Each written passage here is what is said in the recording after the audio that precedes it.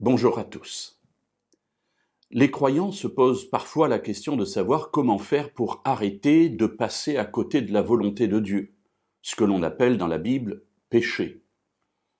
Alors c'est difficile, on lutte, on retombe. Y a-t-il une voie que la parole de Dieu nous présente?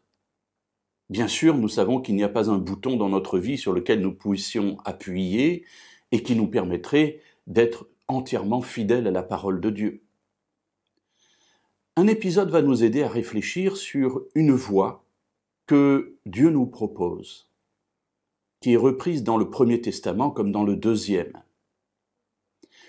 Daniel a vécu du temps d'un roi très cruel, très autoritaire, Nabuchodonosor, et ce roi a eu l'occasion, de la part de Dieu, d'avoir des appels pour qu'il change de conduite. Et puis, il ne le fait pas. Et Dieu lui accorde une vision. La vision d'un arbre. Un arbre avec des fruits qui recueillent tous les animaux du monde.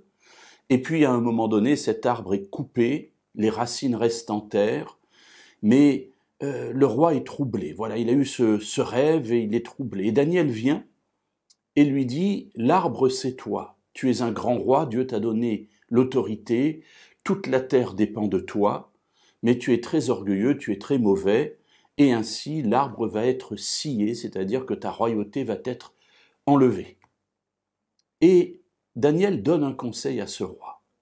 Et nous allons le lire dans le chapitre 4 de son livre, et au verset 24. « C'est pourquoi, ô roi, puisse mon conseil te plaire. Mets un terme à tes péchés par la justice et à tes fautes par la compassion envers les malheureux, et ta tranquillité se prolongera. » Alors c'est intéressant de voir que, tant dans l'Ancien que dans le Nouveau Testament, le conseil est le même. Paul l'exprimera d'une autre manière. Il dira « pratique le bien ». Et c'est ce que dit Daniel ici à Nebuchadnezzar. Il lui dit « mets un terme à tes péchés par la justice », c'est-à-dire par les actes justes, par une vie conforme à la volonté de Dieu. Et mets un terme à tes fautes par la compassion envers les malheureux.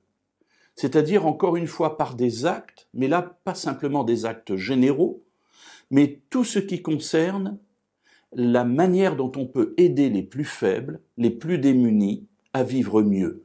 Ici, englobé sous le terme les malheureux. On pourrait dire le pauvre, l'orphelin, la veuve, l'étranger, le lévite, voilà les groupes de personnages dont la Bible parle et dont il faut s'occuper tout particulièrement.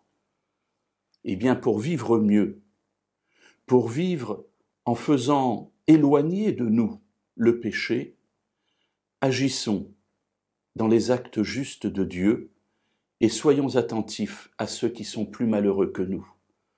En faisant cela, nous éviterons beaucoup de difficultés dans notre vie.